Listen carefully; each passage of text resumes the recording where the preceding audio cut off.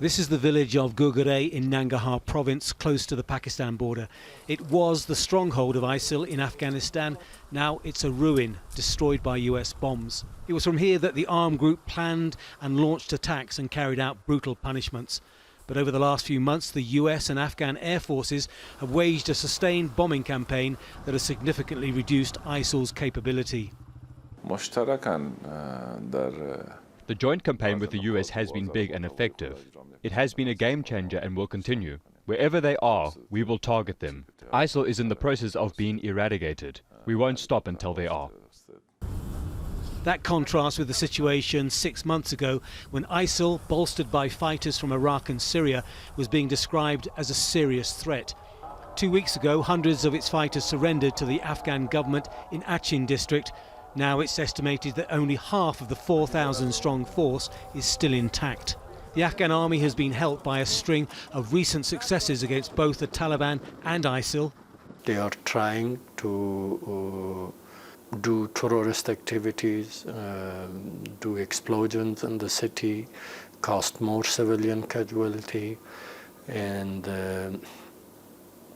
now we prove we have this power to kick them out like we did, to take more territory from them like we did, and to follow them till the end.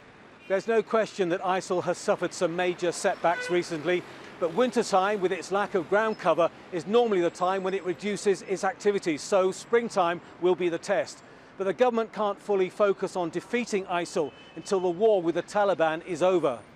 It may be losing, but ISIL's hardline ideology may be harder to defeat. It's supported by other like-minded Afghan groups, such as the Salafis and Wahhabis. They're not completely eliminated, but the progress is remarkable, which makes sense. And for as long as you have these, what we call Salafi Wahhabi pockets in Afghanistan, it'll be difficult to say that they have been completely eliminated. The US is trying its best.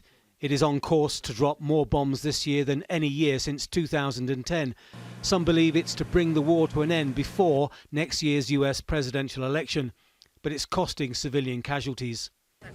According to UN agencies, so far this year, American bombers and unmanned drone strikes have killed a record number of 600 people, including children, and wounded 300 more. These angry villagers staged a protest after a recent US bombing killed 20 pine nut workers who were resting under a tree. It's the rural communities that are suffering the most in the bombing and fighting.